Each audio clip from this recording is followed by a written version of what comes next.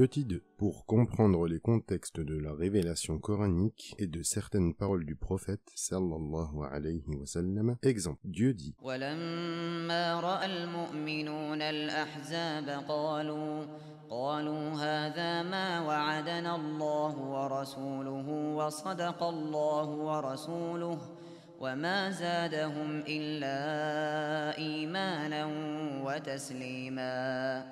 Et quand les croyants virent les coalisés, ils s'écrièrent « Voici ce que nous avait promis Dieu et son envoyé. » Dieu et son envoyé ont donc dit la vérité, et cela n'a fait que renforcer leur foi et leur soumission. Coran, sourate 33, verset 22. La Sira nous donne les noms des tribus qui s'étaient coalisées, la date de l'expédition, la manière dont les compagnons se sont comportés et tous les détails liés à ce conflit. Il en est de même avec les premières pages de la sourate « La lumière », entre parenthèses « An-Nur », qui furent révélées par rapport à la calomnie qui frappa Aisha radiyallahu anha alors que celle-ci revenait de l'expédition contre les Bani Mustaliq. Comprendre la Sira, c'est comprendre le contexte de la révélation et donc mieux comprendre le sens du Coran. Autre exemple, les paroles du prophète sallallahu alayhi wa sallam. Je ne suis pas responsable de la personne qui vit au milieu des mécréants. Entre parenthèses, Abu Daoud. Si on ne prend pas en compte le contexte dans lequel le prophète sallallahu alayhi wa sallam s'est exprimé, alors ses propos peuvent vouloir dire qu'il ne reconnaît pas les musulmans qui vivent au sein d'un pays laïque comme la France ou qu'il n'intercédera pas en leur faveur dans l'au-delà. Ces paroles peuvent ainsi inciter le musulman à quitter la France pour aller vivre dans un pays de culture musulmane. Pour bien comprendre ces propos, il est indispensable de retourner au contexte de la Sira. En arrivant à Médine, le prophète sallallahu alayhi wa sallam était devenu le chef de la cité et donc d'un état qui ne demandait qu'à être développé sur la base de l'éthique révélée à la Mecque. Ce nouveau statut lui donnait des responsabilités multiples et nouvelles. Par exemple, il se devait de dédommager par le biais d'une compensation financière, entre parenthèses dia, la famille de chaque victime morte dans la cité dans des conditions ne permettant pas de connaître l'identité du meurtrier. Une exception était toutefois faite par la victime qui s'était exposée délibérément au danger de la mort en ne prenant aucune précaution. Tel était le cas par ailleurs du musulman qui avait choisi de rester dans sa tribu, entre parenthèses non croyante, alors que celle-ci était en conflit, entre parenthèses en guerre, avec l'État musulman, ne pouvant pas assurer la sécurité de ces musulmans. Le prophète sallallahu alayhi wa sallam ne pouvait offrir une compensation financière à la famille de la victime. Pour le messager de Dieu sallallahu alayhi wa sallam, le musulman tué s'était sciemment exposé au danger, d'autant plus qu'il avait exigé des croyants de s'installer à Médine. Le prophète sallallahu alayhi wa sallam ne pouvait donc pas être responsable de la personne qui vit au milieu des mécréants. Voilà donc le sens du terme, entre guillemets, responsable. Dans ce hadith, quant aux mécréants, il s'agissait uniquement des négateurs, qui combattaient avec leurs armes les musulmans